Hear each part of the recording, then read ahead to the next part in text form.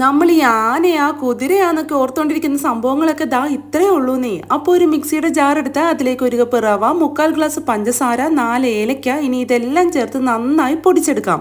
ഇനി ഈ മിക്സിലേക്ക് റവ എടുത്ത ഗ്ലാസ്സിന് 1/2 ഗ്ലാസ് വെജിറ്റബിൾ ഓയിലും ഒഴിച്ചു കൊടുത്ത് അതേ അളവിൽ പാലും ഒഴിച്ചു കൊടുത്ത് ഒരു മുട്ടയും പൊട്ടിച്ചൊഴിച്ച് നന്നായി ഒന്ന് അരച്ചെടുക്കാം.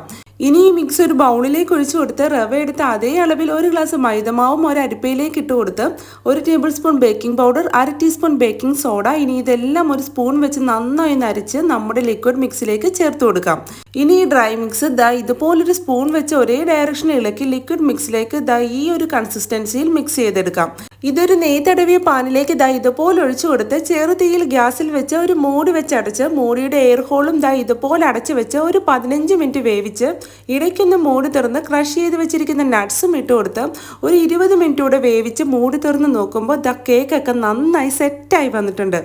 ഒരു ഫോർക്ക് വെച്ച് ഇതേ കുത്തി നോക്കുമ്പോൾ ദാ ഒട്ടും ഒട്ടി പിടിച്ചിട്ടില്ല. സോ നമ്മുടെ കേക്ക് പെർഫെക്റ്റ് ആയിട്ട് കുക്കായിട്ടുണ്ട്. ഇതാ നല്ല ഈസി ആയിട്ട് തന്നെ പാനിൽ നിന്ന് ഇതുപോലെ വിട്ടുവരും. ബാക്കൊന്നും ഒട്ടും കരിഞ്ഞു പോയിട്ടില്ല. മുറിക്കുമ്പോൾ തന്നെ നിങ്ങൾക്കറിയാം എത്ര സോഫ്റ്റ് ആണെന്ന്. കഴിക്കാനും സൂപ്പറാണ്. ഇനിയിപ്പോൾ കേക്ക് കഴിക്കാൻ തോന്നുകയാണെങ്കിൽ അതൊരു കാര്യമൊന്നും ഓർത്തോണ്ടൊന്നും ഇരിക്കേണ്ട. ദാ ഇങ്ങനെ ഒരു പാനിലേക്ക് ഒഴിച്ച് ഇതുപോലെ ഉണ്ടാക്കി കഴിച്ചാൽ മതി. അപ്പോൾ എങ്ങനെ ഒന്ന് ട്രൈ ചെയ്ത് നോക്കല്ലേ. Okay, by.